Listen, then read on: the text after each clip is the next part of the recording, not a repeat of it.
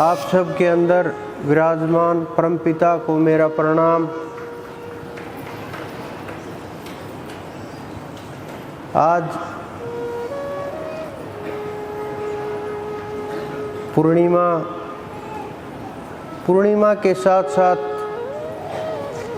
रास पूर्णिमा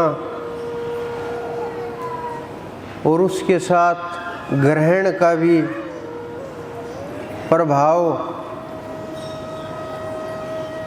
हमारे जो ऋषि मुनि उन्होंने प्रत्येक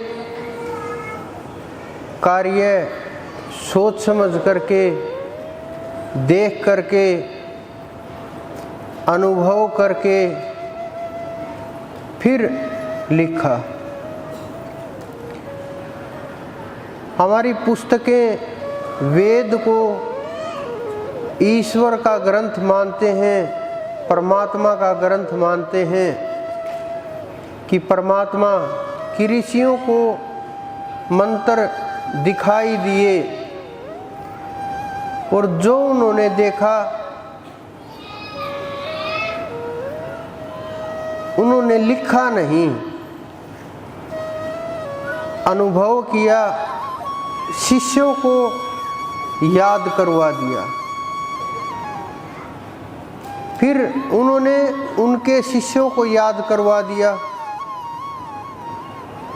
इस प्रकार से फिर जब पुस्तकों की रचना होने लगी, फिर उनको बुलाया गया ऋषियों को, और जो उन्होंने बोला, जो उन्होंने लिख रखा था, उसके आधार के ऊपर वेदों की रचना हुई। प्रत्येक पंक्ति के साथ, मंत्र के साथ उसके ऋषि का नाम लिखा गया, छंद का, देवता का। तो उनके अंदर जब आप एक बात दूसरे को बताते हैं तो भाव में बड़ा अंतर आ जाता है। जो बोलने का भाव होता है उसमें बहुत अलग अलग तरह के विचार आने लगते हैं। कुछ उनमें चीज़ें जोड़ दी जाती हैं, कुछ घटा दी जाती हैं। ये केवल वेदों के साथ नहीं हुआ। जिसको मुसलमान सबसे श्रेष्ठ ग्रंथ मानते हैं, कुरान, मोहम्मद साहब पढ़े लिखे नहीं थे। बहुत कम लोग जानते होंगे इन बातों को। उन्होंने किसी पुस्तक की रचना भी नहीं की थी, उन्होंने कोई अपना ग्रंथ बनाया भी नहीं था पुस्तक के रूप में।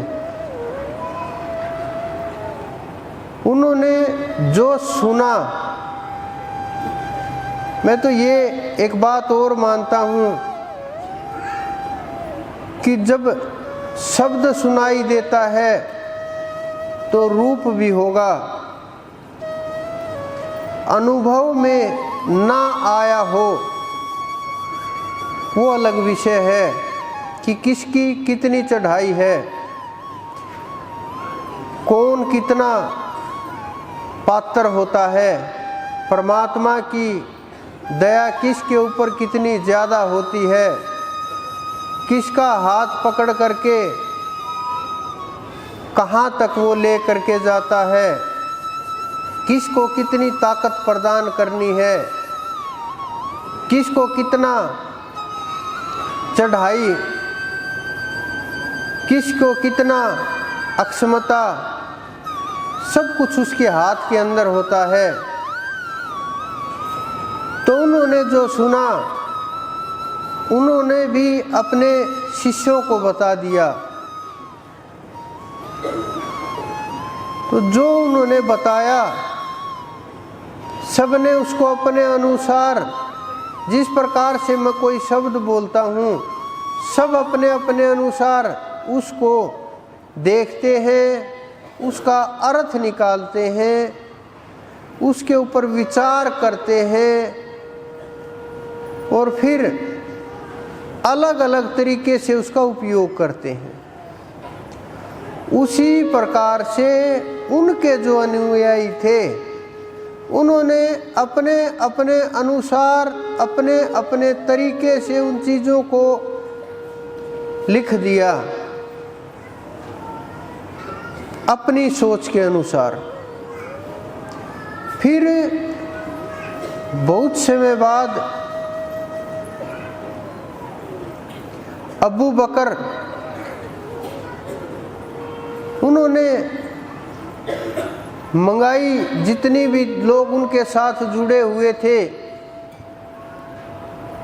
कि जो जो उनके अनुयायी थे उनके पास आते थे, कि जिसने उनके साथ समय बिताया कि आपको क्या संदेश दिया था, आपको क्या बोला था,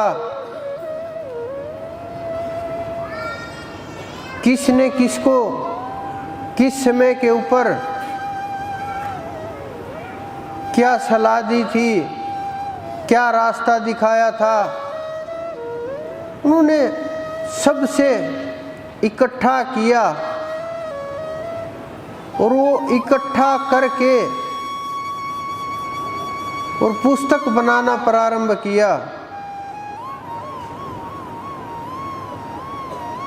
फिर हज़रत अली के समय के ऊपर उस पुस्तक ने ग्रंथ का रूप लिया, जिसके बारे में आप सब लोग जानते हैं, कितना पवित्र माना जाता है उसको। लेकिन हम अपनी भावनाएं मात्र ग्रंथों के साथ जोड़ लेते हैं, पुस्तकों के साथ जोड़ लेते हैं। कोई भी पुस्तक, चाहे गीता जी लीजिए, वेद लीजिए, कुरान, बाइबल, गुरु ग्रंथ साहिब, जो भी पुस्तकें हैं, और जब हम पुस्तकों का अध्ययन करते हैं, कुछ लोग ही अध्ययन करते हैं, कोई 1-2%, नहीं तो वस्त्रों के अंदर उनको लपेट करके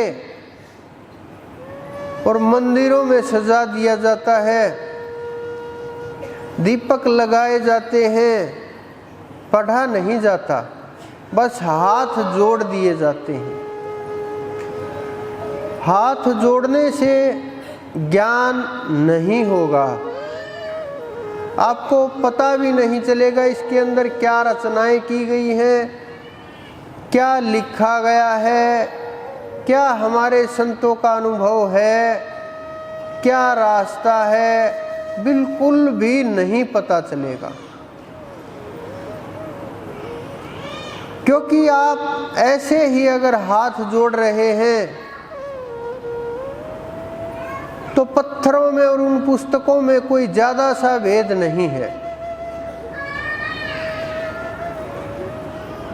लेकिन अगर आप उनका अध्ययन कर रहे हैं, पढ़ रहे हैं, तो आपको जो लोग पढ़ते हैं उनको पता है